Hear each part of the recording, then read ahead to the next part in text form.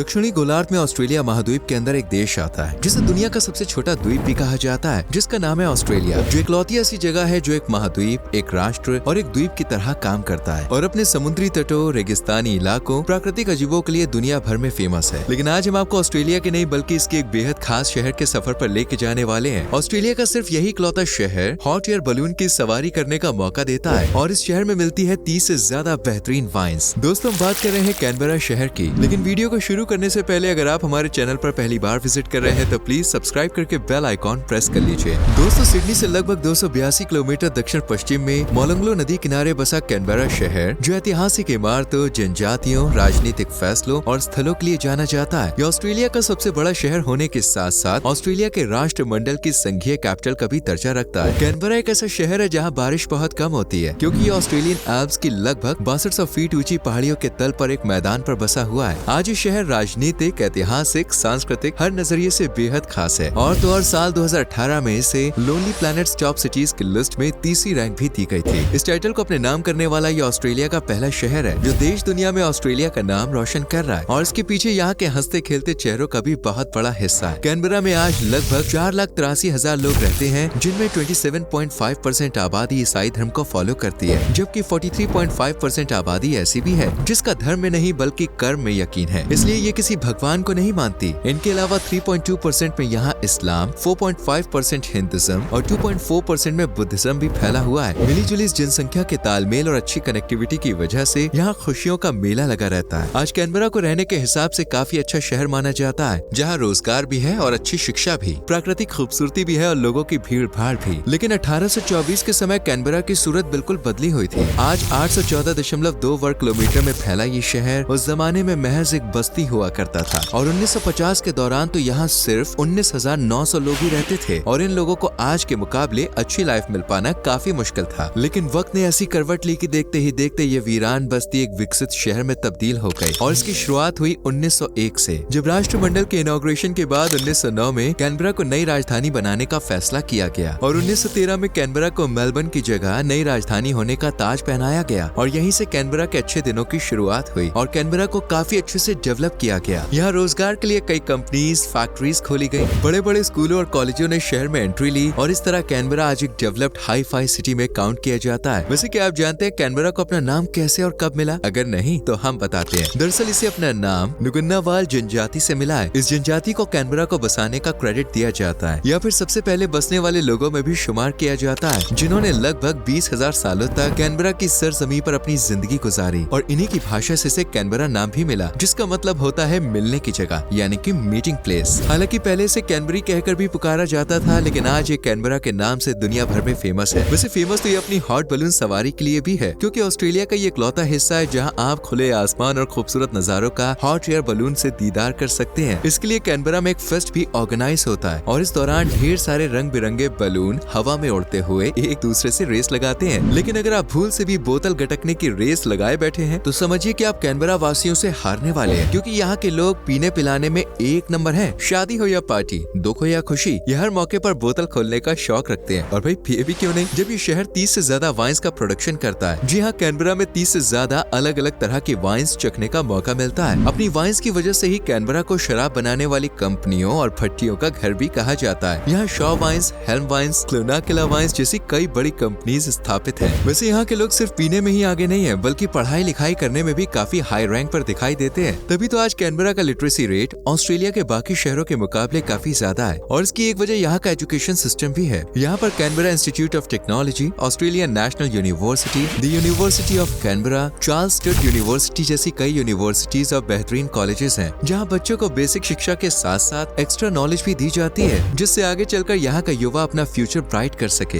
यही वजह है कि आज यहाँ की पर कैपिटा इनकम $1,826 है, जबकि शहर की इनकम की बात करें तो इसके कई सोर्सेज हैं, जिनमें health care, education and training, retail, housing and भोजन शामिल है। कैनबरा में आज न रहने की कमी है, न रोजगार की और न ही अच्छी लाइफ की, इसलिए आज अच्छी लाइफ की तलाश में विदेशों से लोग इस शहर की तरफ रुख कर रहे हैं। इस छोटे से शहर में अमेरिका ने भी इंटरेस्ट दिखाया है, तभी तो आज नासा बेस कैनबरा में मौजूद है। जी हाँ, टिटबिन विला में स्थित Canberra deep space communication complex दुनिया के 3 स्टेशन में से एक है। ये स्टेशन अंतरिक्ष से जुड़े रहस्यों से पर्दा हटाने और ज्यादा से ज्यादा जानकारी इकट्ठा करने का काम करता है। कैनबरा को अगर अजीबोगरीब चीजों का घर कहा जाए तो शायद ये कहना गलत नहीं होगा। क्या आपने कभी सुना है कि किसी उपनगर का नाम पूर्व प्रधानमंत्री पर रखा गया हो? शायद नहीं, लेकिन कैनबरा ने ये कारनामा करके दिखाया है। Ken, Watson, Fisher, Cook, Hughes, Curtin and Fadden से लेकर कैनबरा में अपने उपनगरों और सड़कों का नाम पूर्व प्रधानमंत्री के नाम पर रखने की परंपरा रही है। इसी परंपरा को फॉलो करते हुए नई मोलोंगलो वैली में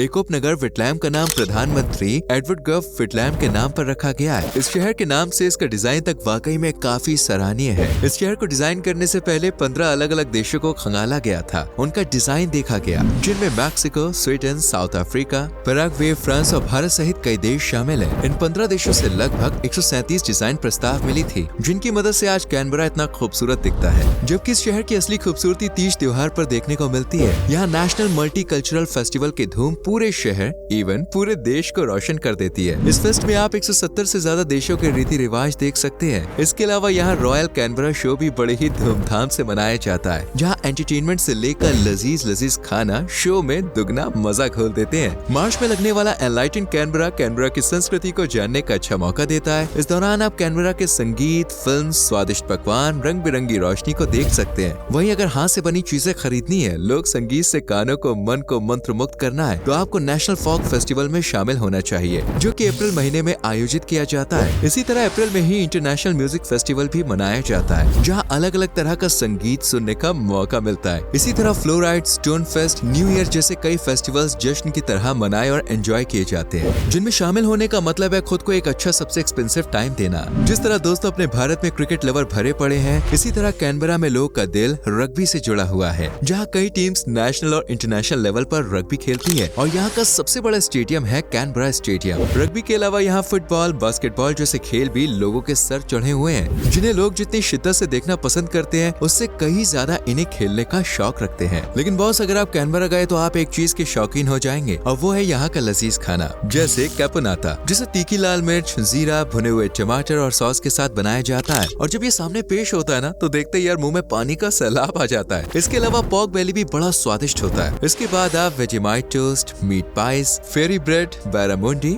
चिकन पार्मिजियाना जैसी और भी स्वाद में दमदार डिशेस को चख सकते हैं। कैनबरा अपने लजीज खाने के अलावा खुफिया रास्तों के लिए भी दुनिया भर में खूब मशहूर है। कैनबरा की चमचमाती सड़कों के नीचे दोस्तों काफी रहस्यमय, गहरी और लंबी लंबी सुरंगें मौजूद हैं, जो एक बिल्डिंग से दूसरी बिल्डिंग के रास्ते को आपस में जोड़ती हैं। हालांकि इस बात में कितनी सच्चाई है ये तो कैनबरा बेहतर तरीके से जानता है। हालांकि काफी दशकों से इन सुरंगों की चर्चा अखबार से लेकर सोशल मीडिया और कई देश विदेशों में सुनने को मिलती है, लेकिन क्या असल में कैनबरा में ये सुरंगें हैं? इस रात से पर्दा नहीं उठ सका है, लेकिन अब हम यहाँ के शानदार खूबसूरती में सजे खूबसूरत टूरिस्ट प्लेसेस से पर्दा उठाने वाले हैं, जिन्हें देखकर आपका दिल भी यहाँ आने को मचल जाएगा। जैसे पहले आपको ले चलते हैं लेक बर्ली ग्रिफिन के पास, जो कि एक बेहद खूबसूरत झील है और कैनबरा का अट्रैक्शन पॉइंट भी। इस लेक के पास कई पार्क्स वगैरह भी बने हुए हैं, जो इसकी खूबसूरती में चार चांद लगाने का काम करते हैं। यहाँ न सिर्फ लोकल्स आना पसंद करते हैं, बल्कि दूर दूर से सैलानी भी इसकी तरफ खींचे चले आते हैं। झील के पास ही एस्पेन आइलैंड पर स्थित नेशनल कैरिलॉन टावर भी मौजूद है, जिसे निहारना बिल्कुल भी मिस ना करें। लेकिन अगर आप एडवेंचर से दूर शांत इलाके की तलाश में है, तो बॉस हाजिर है नेशनल जू एंड एक्वेरियम। जू में देखने के लिए कई जानवर हैं, जैसे चीता, giraffe, red panda, Tasmanian devil,